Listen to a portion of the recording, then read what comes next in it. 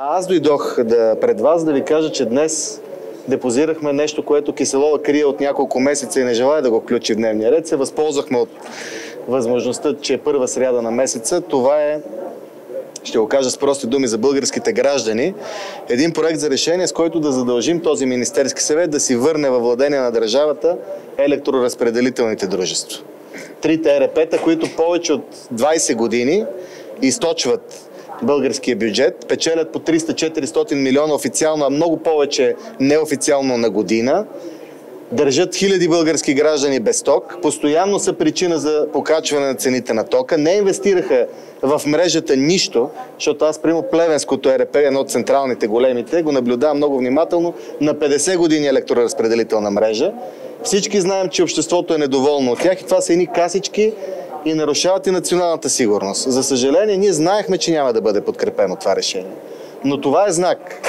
Каква е идеята за тези критични елементи от националната сигурност на МЕЧ? Това ще е нещо, което ще търсим подкрепа за него, когато има мнозинство. Електроразпределителни дружества, летища, пристанища, пътна инфраструктура, Лукойл, Нефтохим трябва да са собственост на държавата. Много лош беше примера последните 20-30 години с тяхната приватизация. Много лош е примера и с българското злато, и с това, че ние можем да пълним този бюджет от тези структуроопределящи държавни възможности, а пък всъщност сме ги делегирали на чужди фирми. Дори да не са чужди, не ги управляват по начин, по който трябва да бъдат управлявани, обществото не е доволно.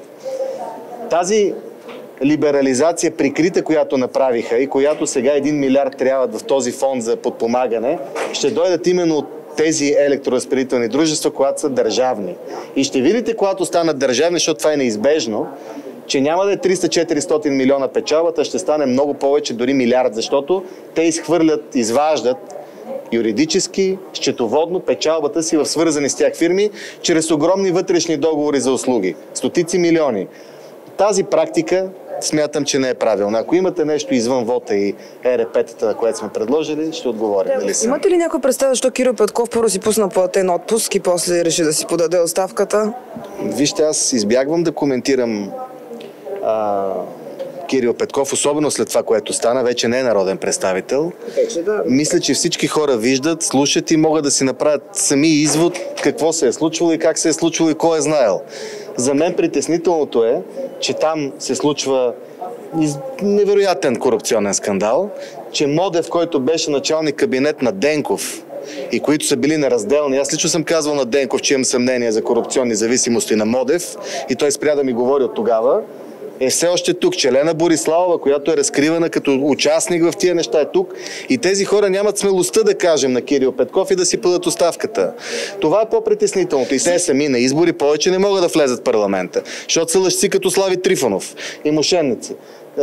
Това е проблема, че трите партии Величие, Възраждане и МЕЧ в момента сме сами.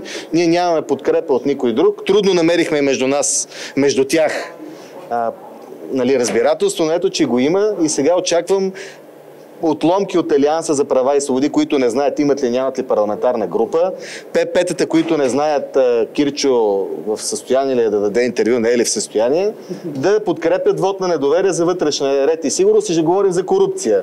И аз трябва да говоря за корупция с Денков, Лена и всички тия там с процентите. Това е съдбата, но няма да ги критикувам, нали? Вие сами го виждате.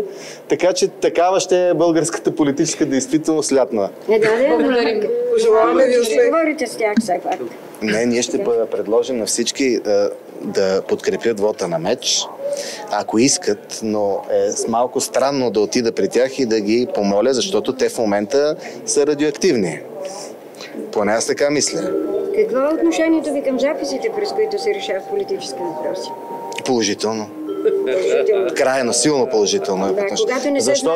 Защото само записите в България донесоха истината на хората. Аз моя съм го публикувал с лицето си. Тези как са правени вече, ще питате прокуратурата. Питам за записи без източник.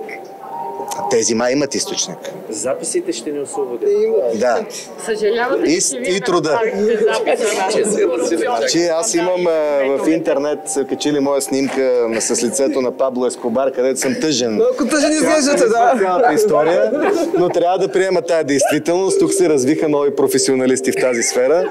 Надявам се, даже техните записи надминават по резултатност, но от мен тръгна истината. Бихте ли записали Костадин Костадинов и Ивелин Михайлов какво си говорят насаме?